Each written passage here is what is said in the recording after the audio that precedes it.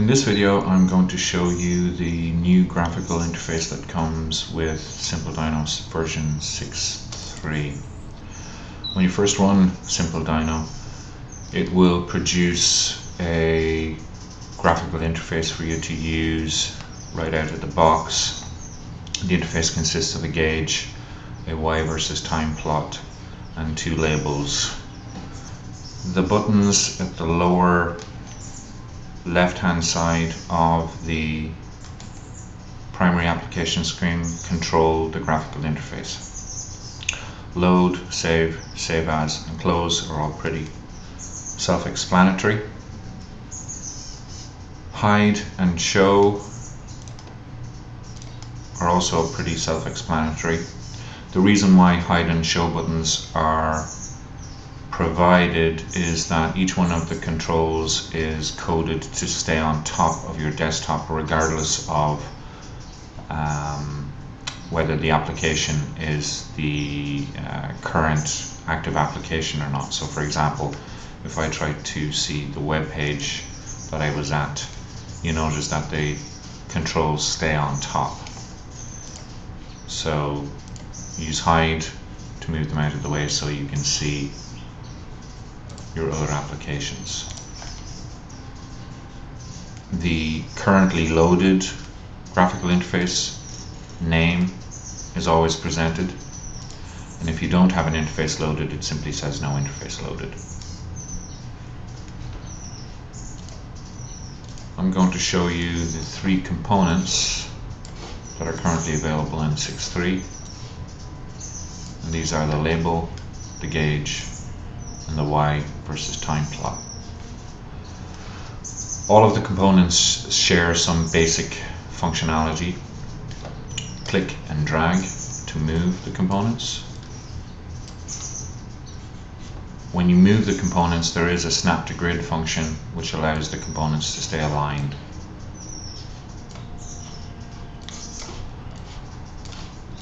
All of the components are resized by moving your cursor onto the edge of the component and resizing as you would with any window.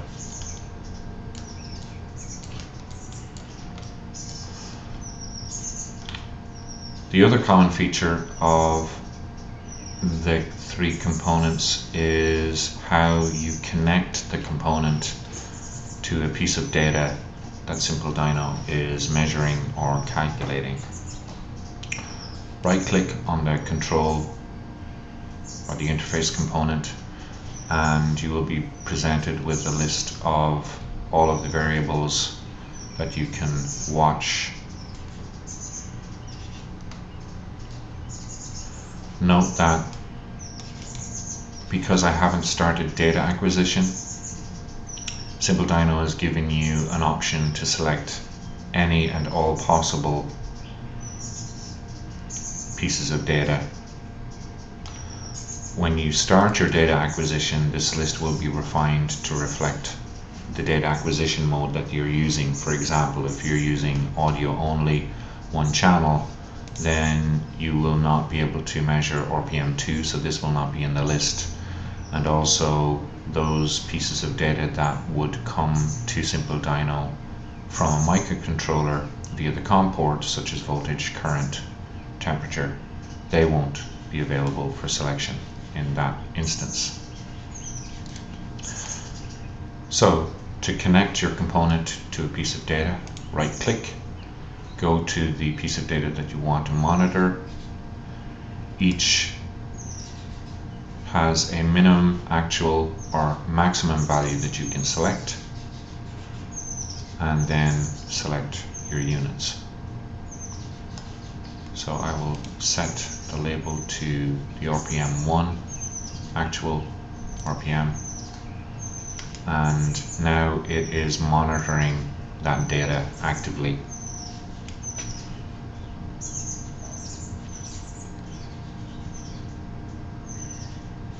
Another common feature for all three components is the ability to recolor the component and to change the font that's being used.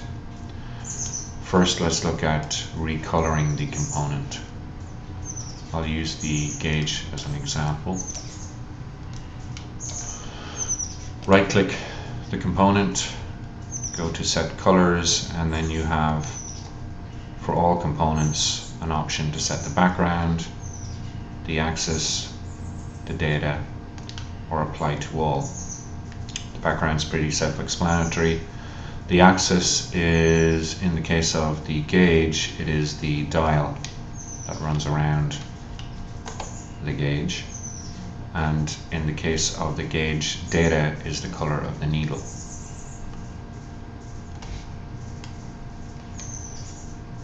So I can recolor the background to black.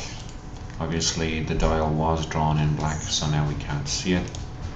I will set the color of the dial, which is the axis in the case of the gauge, to white, and set the color for my data to red. And so you can customize the controls to look whatever way you want. If I go to set colors again and say apply to all, then that color scheme is applied to all of the open controls. I'll just open up a new label, right click, set colors, apply to all. They all go back to the default black on white.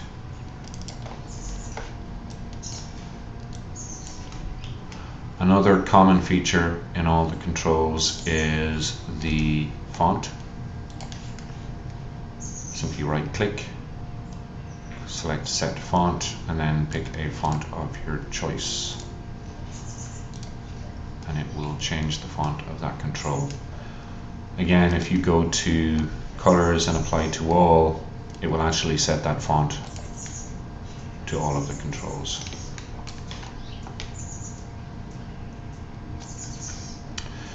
Each component will reach into SimpleDyno and retrieve the data you wish to see at a certain interval, and this is known as the refresh rate. So the available refresh rates vary from 10 milliseconds to 1000 milliseconds, which is a second. For the label control, 1000 milliseconds or 300 milliseconds is appropriate because you need to read the number that's there. However, for the gauge and graph controls, a refresh rate of 10, 30 or 100 milliseconds sometimes will be appropriate. One quick comment on the refresh rate. Obviously, the more times per second that a control reaches into SimpleDyno to gather data, the more pressure it puts on your computer to process all of the data and update the windows. A combination of the number of components you have open, the size of the components, and the refresh rate of the components will impact SimpleDyno's ability to process incoming data. So if you find that SimpleDyno is choking on processing the data that's coming through, it could be that you've got too many components open at any one time, or you set unreasonable refresh rates on some components that don't need it.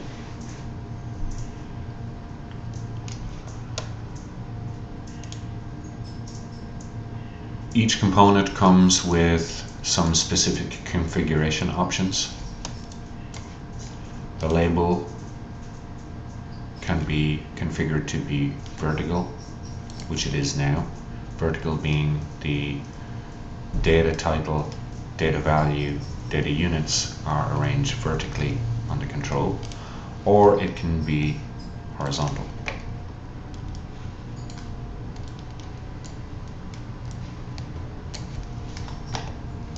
The gauge can be configured to be a 90-degree gauge facing upwards, a 180-degree gauge facing upwards, or a 270-degree gauge facing upwards. Right now, upward facing or upward pointing gauges are all that's available. Later versions will carry gauges that point in various directions. For the y versus time plot, the configurations are to either plot lines or points, depending on how you would like to see your data. One additional point about the y versus time plot is that it can plot up to 4 different pieces of data versus time at any one time. The default setting is to plot one parameter. However, by right-clicking in the appropriate parts of the form, you can add 3 additional axes, and each one of these can be selected to point out a different piece of data.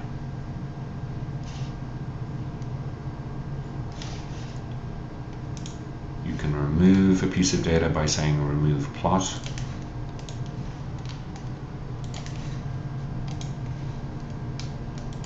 and return it to a single parameter plot.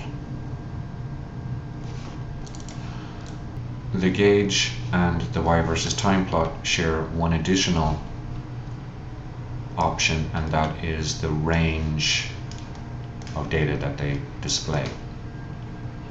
On the gauge, right click, go to range, and you can set minimum and maximum values.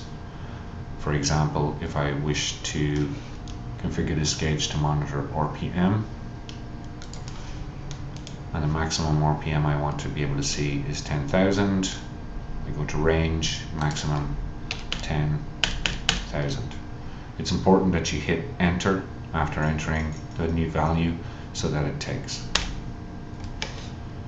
Similarly with the y versus time plot, right click, go to y range and enter your new maximum value.